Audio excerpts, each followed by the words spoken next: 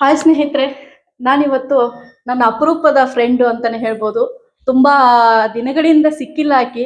ಅದಕ್ಕೆ ಆಕಿನ ಹುಡುಕೊಂಡು ಬಂದ್ಬಿಟ್ಟಿದ್ದೀನಿ, ಎಲ್ಲಿ ಕಳೆದೋಗಿದ್ದಾಳೆ ಆಕಿ ಅಂತ. ತುಂಬಾ ವರ್ಷಗಳೇ ಆಯ್ತು ನೋಡಿ. ಅಂದ್ರೆ ನಮ್ಮಿಬ್ಬರ ಮಧ್ಯೆ ಒಂದು ಭಾಷೆಯ ಬಾಂಧವ್ಯ ಇದೆ, ನನ್ನೂರು ಅನ್ನೋ ಒಂದು ಬಾಂಧವ್ಯ ಇದೆ. ಜೊತೆಗೆ ಕೂಡ ಅವಳು ವಯಸ್ಸಲ್ಲಿ ಚಿಕ್ಕವಳಾದ್ರೂ ನನ್ನ ಫ್ರೆಂಡ್ ತರನೇ ಇದ್ದಾಳೆ. ಬನ್ನಿ ಅವಳು ಪರಿಚಯ ಮಾಡ್ಕೊಡ್ತೀನಿ, ಯಾರು ಅಂತ ಕಂಡಿಡೀರಿ ನೋಡೋಣ.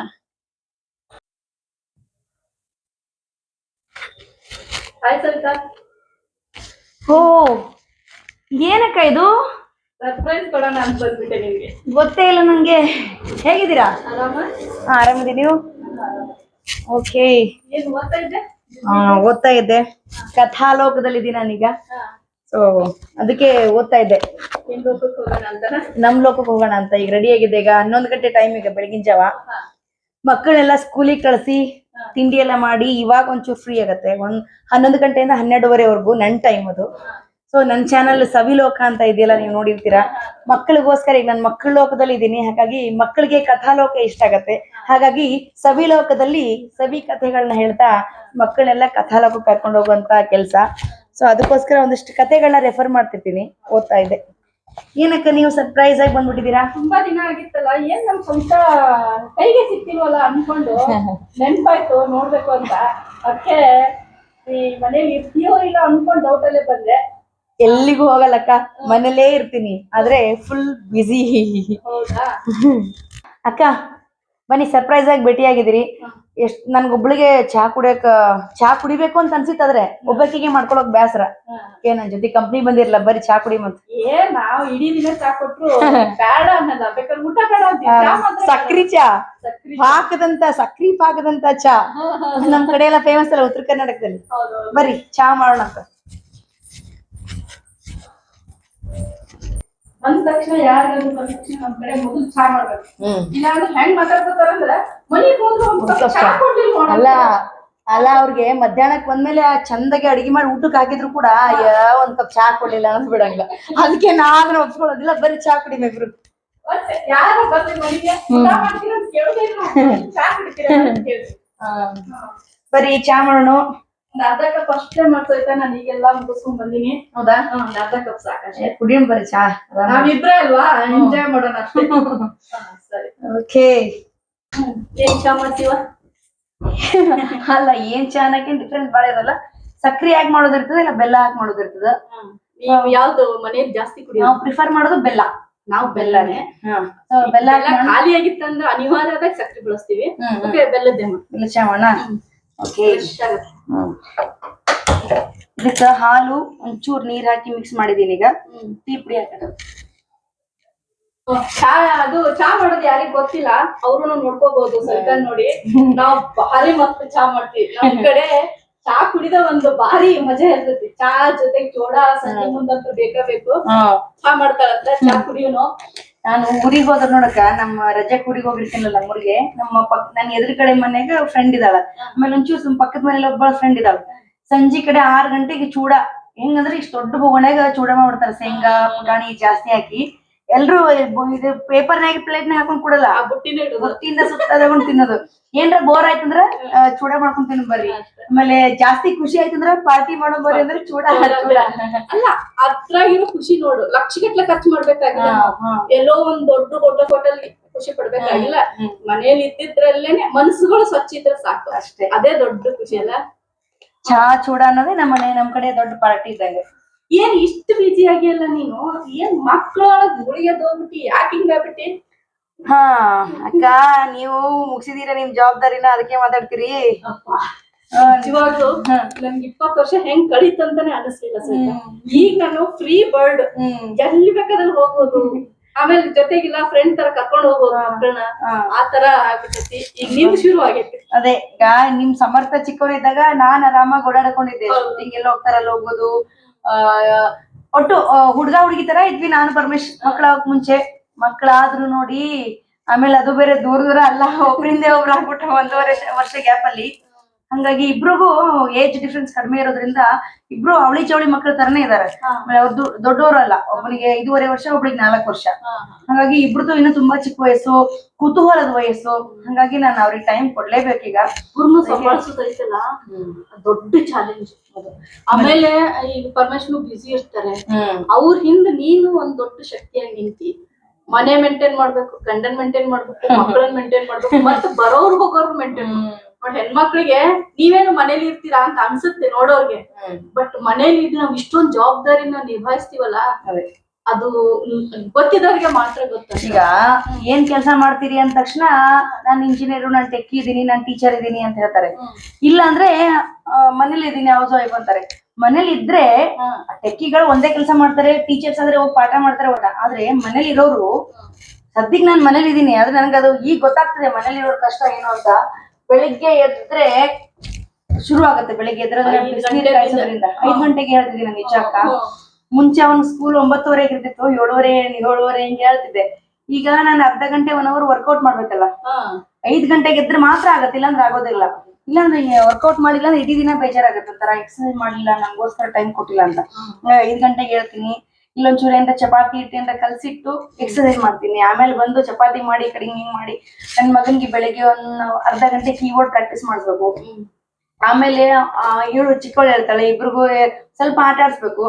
ಆದ್ಮೇಲೆ 7:30 8 ಆಗ್ಬಿಡ್ತದ. ಸ್ನಾನ ಕರ್ಕೊಂಡು ಹೋಗ್ಬೇಕು, ಸ್ನಾನ ಆದ್ಮೇಲೆ ತಿಂಡಿ ಮಾಡಿಸ್ಬೇಕು. ತಿಂಡಿ ಅವ್ರು ಇನ್ನೂ ಅಂದ್ರೆ ಅವ್ರು ಆಟ ಆಡ್ತಿರ್ತಾರೆ, ಟೈಮ್ ಇರೋದಿಲ್ಲ. ಸ್ವತಂತ್ರವಾಗಿ ತಿನ್ನುವಷ್ಟು ಬಂದಿಲ್ಲ. ಆಮೇಲೆ ತಿನ್ನಕ್ಕೆ ಬೆಳಿಗ್ಗೆ ಮಕ್ಳಿಗೆ ಇಷ್ಟನೂ ಆಗಲ್ಲ, ಬೇಡ ಬೇಡ. ಆಮೇಲೆ ಅವ್ರು ಕುತ್ಕೊಂಡ್ ತಿನ್ಲಿಕ್ಕೆ ಲೇಟ್ ಮಾಡ್ತಾರ, ಅಷ್ಟ್ ಟೈಮ್ ಇರೋದಿಲ್ಲ. 8:30 ರೆಡಿಯಾಗಿ ಕಳಿಸ್ಬೇಕಲ್ಲ, ಹಂಗಾಗಿ ತಿನ್ನಿಸಿ ಕಳಿಸ್ಬೇಕು. ಅವ್ರೆಲ್ಲಾರು ಹೋಗಿ ಅವ್ನ್ 8:45 ಹೋಗ್ತಾನ, ಅವ್ನ್ ಬಿಟ್ಟು ಬಂದು ಮತ್ತೆ 9:00 ಹೋಗ್ತಾಳ. 9:20 ಕಳಿಸ್ಬೇಕು, ಮತ್ತೆ ಕಳಿಸಿ ಬರ್ಬೇಕು. ಓಡಾಟನೇ ಜಾಸ್ತಿ. 4 ಸಲ ಸ್ಕೂಲಿಗೆ ಹೋಗೋದು ಬರೋದಾಗತ್ತ. ಬಂದ ಮೇಲೆ ಇವಾಗ್ಲೂ ನಾನು ಹೇಳ್ತೀನಿ, ಇವಾಗ ದಪ್ಪ ಆಗಿದ್ದೀನಿ ನಾನು, ಯಾಕಂದ್ರೆ ನನ್ ಜವಾಬ್ದಾರಿ ಕಮ್ಮಿ ಆಗಿದೆ. ಮೊದಲು ಹಿಂಗಿದೆ, ಯಾಕಂದ್ರೆ ಬೆಳಿಗ್ಗೆ 8:30 ಬಿಡ್ಬೇಕು, ಬಿಟ್ಟು ಮತ್ತೆ ಅರ್ಧ ಗಂಟೆ ನಡ್ಕೊಂಡ್ ಬರ್ಬೇಕು, ಮತ್ 11:00 ಹೋಗ್ಬೇಕು ನಡ್ಕೊಂಡು, ಮತ್ತೆ ನಡ್ಕೊಂಡ್ ಬರ್ಬೇಕು. ಅಂದ್ರೆ 2 ಕಿಲೋಮೀಟರ್ 6 ಕಿಲೋಮೀಟರ್ ದಿನ ನಡೀತಿದ್ದೆ. ಆಮೇಲೆ ನಿಮ್ದೊಂದು ಇನ್ನೊಂದು ಪ್ಲಸ್, ನನಗೆ ನಿಮ್ ಮಗನ್ ನೋಡಿದ್ರೆ ಒಂದ್ ಹೆಮ್ಮೆ ಆಗತ್ತೆ. ಅಷ್ಟ್ ಕಷ್ಟಪಟ್ಟಿದ್ರು ಕೂಡ ಅವ್ನಿಗೆ ಒಂದ್ ಒಳ್ಳೆ ದಾರಿ ತೋರ್ಸಿದೀರಾ, ಒಂದ್ ಒಳ್ಳೆ ಪ್ರಜೆ ಆಗಿ ಬೆಳೆಸಿದೀರಾ ನಿಮ್ ಮಗನ.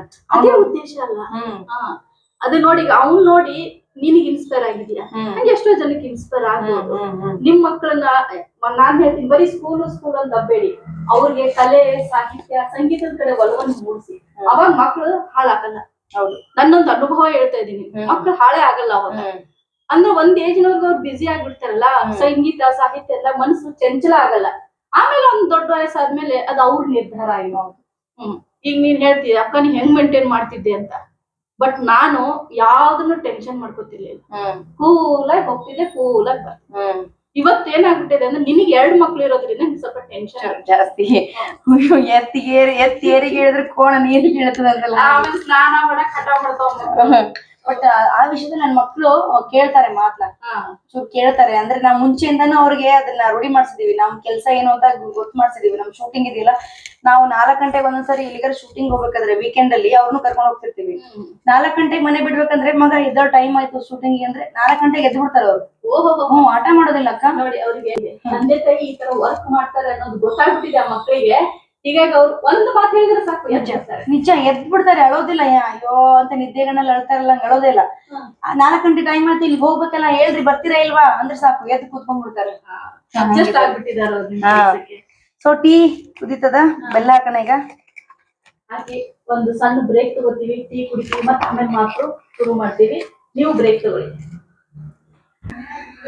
ಚಾ ಕುಡ್ಕೊಂಡ್ ಇಲ್ಲೇ ಕುತ್ಕೊಂಡ ಬಾಕ.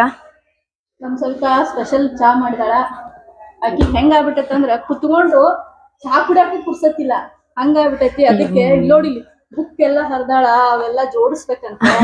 ಅದ್ ಕೆಲ್ಸಾನು ಆಗುತ್ತೆ, ಮಾತು ಆಗುತ್ತೆ, ಚಾನು ಆಗುತ್ತೆ ಬಾ ಅಂತ ಹೇಳಿ. ಅದಕ್ಕೆ ಅಕ್ಕ, ಈಗ ನಾವು ಆರಾಮಾಗಿ ಕುತ್ಕೊಂಡ್ ಮಾತಾಡೋಣ ಅನ್ಕೊಂಡಿವಲ್ಲ, ಹಂಗಾಗಿ ಅರ್ಜೆಂಟ್ ಮಾಡೋದ್ ಬೇಡ ಅಂತ ಹೇಳಿ ಇಲ್ಲಿ ಕುತ್ಕೊಂಡ್ರ ಒಂದ್ ಸ್ವಲ್ಪ ಬುಕ್ ಜಾಸ್ತಿ ಜೋಡಿಸ್ಕೊಂಡು ಇಲ್ಲೇ ಕುತ್ಕೊಂಡ್ ಮಾತಾಡ್ಬೋದು ಅಂತ ಹೇಳಿ ಬಂದಿ.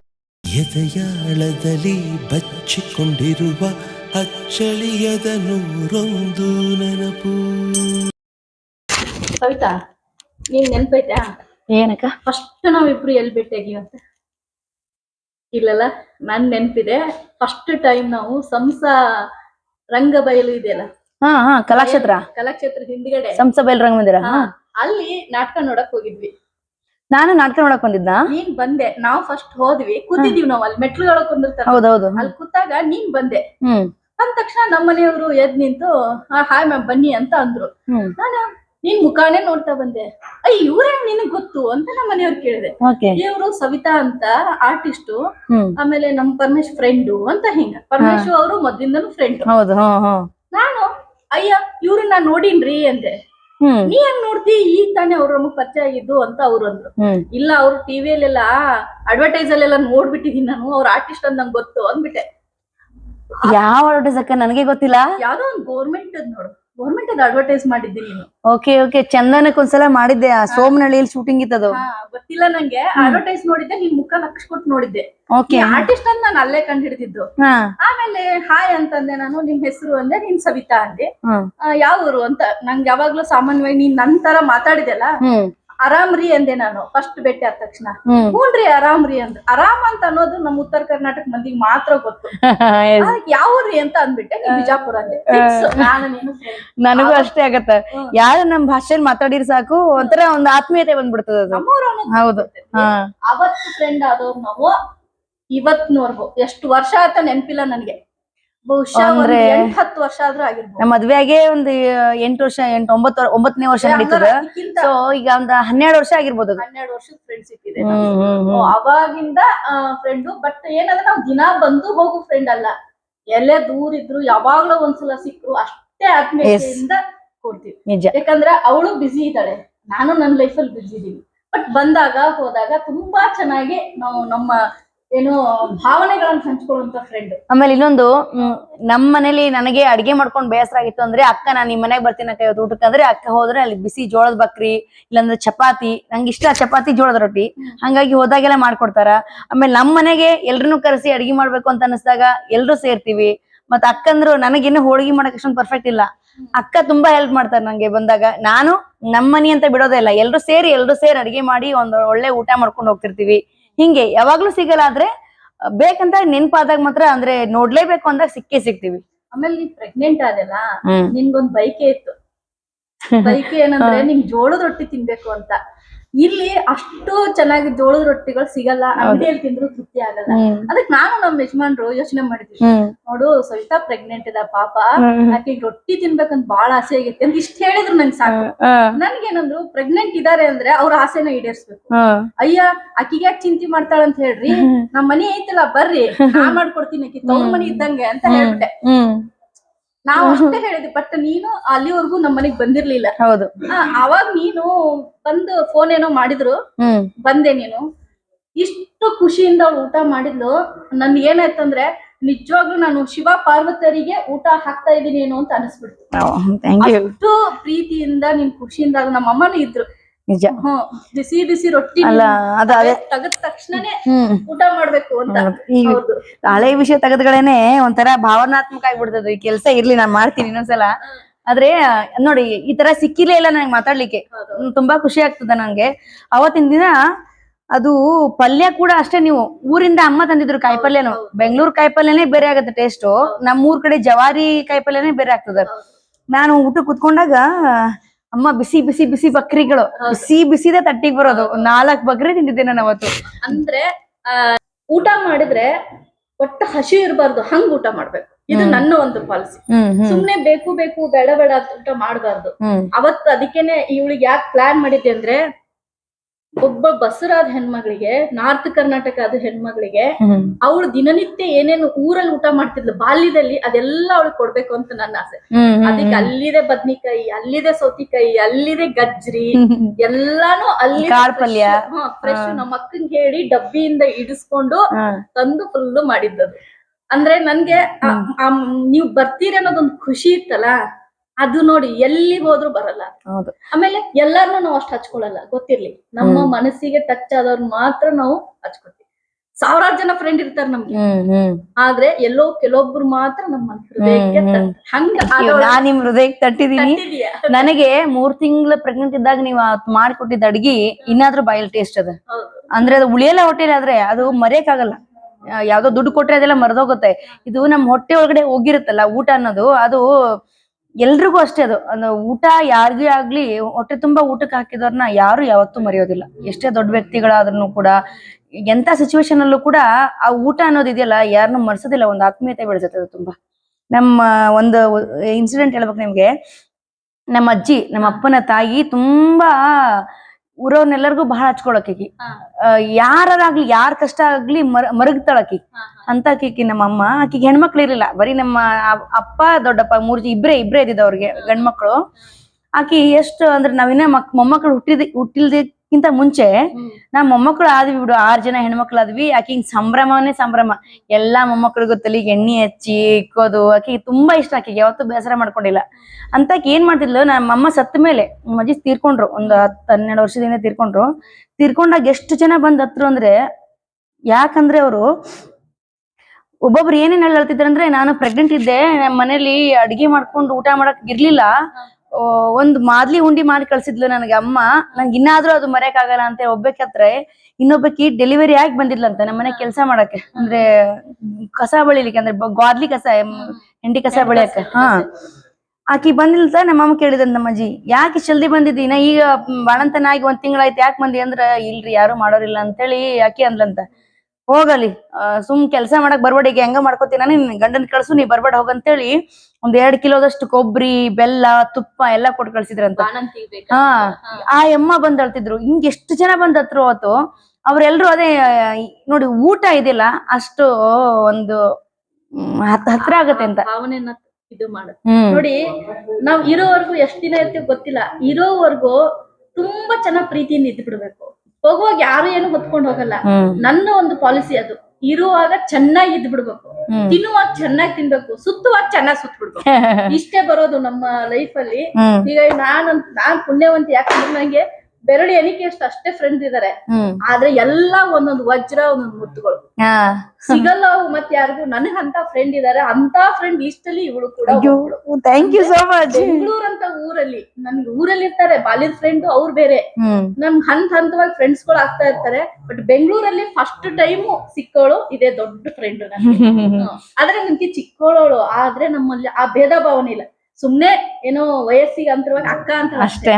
ಅದು ಬಿಟ್ರೆ ನಮ್ ಫ್ರೆಂಡ್ಲಿ ಆಗಿ ಇರ್ತೀವಿ. ಆಮೇಲೆ ಸ್ವಿಮ್ಮಿಂಗ್ ಪೂಲ್ ಅಲ್ಲಿ ಹೆಂಗ್ ಬೆಳೆಸಿದ್ವಿ. ಇವ್ರಿಗೆ ನೀರಂದ್ರೆ ಭಯ. ಇಷ್ಟೆಲ್ಲ ಮಾತಾಡ್ತಾರಲ್ಲ, ನೀರಂದ್ರೆ ಬಹಳ ಭಯ ಅದ. ನಾವು ಯಾವಾಗಾರ ರೆಸಾರ್ಟ್ಗೆಲ್ಲ ಹೋದಾಗ, ನಮ್ಮ ಇನ್ನೊಬ್ರು ಇದಾರೆ ಗಿರೀಶ್ ಅಂತ ನಮ್ ಫ್ರೆಂಡ್, ಅವರು ಮತ್ತೆ ನಾವೆಲ್ಲರೂ ಸೇರಿ ಇವ್ರನ್ನ ನೀರಿಗೆ ಎಳ್ಕೊಂಡು ಹೋಗಿರ್ತೀವಿ. ಆದ್ರೆ ಅವ್ರು ಅಷ್ಟೇ ಕಿರಿಸ್ತಿರ್ತಾರೆ, ಭಯ ಪಡ್ಕೊತಿರ್ತಾರೆ. ಆದ್ರೆ ಯಾವತ್ತೂ ಬೇಜಾರ್ ಮಾಡ್ಕೊಳಲ್ಲ. ಯಾಕಂದ್ರೆ ನನಗ್ ಭಯ ಇದೆ ಅದು. ಬಟ್ ಏನಂದ್ರೆ ನಾನ್ ಮುಳುಗ್ತೀನಿ, ಉಸಿರಾಡಕ್ ಆಗಲ್ಲ ಅಂತ ಭಯ. ಆದ್ರೆ ತಮಾಷೆ ತರ್ಲೆಗೆ ನಾವು ಸಖತ್ತಾಗಿ ಮಾಡ್ತೀವಿ. ಆಮೇಲೆ ಇಷ್ಟೇ ಗೊತ್ತು ನನ್ಗೆ. ಬಟ್ ನಿನ್ ಬಾಲ್ಯ ಅದೇನು ಯಾವತ್ತೂ ನಾವು ಮಾತಾಡೋ ಪ್ರಸಂಗನೇ ಬರ್ಲಿಲ್ಲ. ಏನ್ ನಿನ್ ಬಾಲ್ಯ, ಎಲ್ಲಿ ಹುಟ್ಟಿದಿ, ಏನ್ ಸುದ್ದಿ, ಓಕೆ, ಹೆಂಗ್ ಬೆಂಗಳೂರಿಗೆ ಬಂದಿ, ದೊಡ್ಡ ಕಥೆ ಅದಕ್ಕದು. ಶೈಲಾ ಮಿಸ್, ಎಲ್ರಿಗೂ ನಮಸ್ಕಾರ. ನಾನ್ ನಿಮ್ಮ ಶೈಲಾ ಮಿಸ್ ಅಂತ ಬರ್ತಾರಲ್ವ, ಶೈಲಕ್ಕ.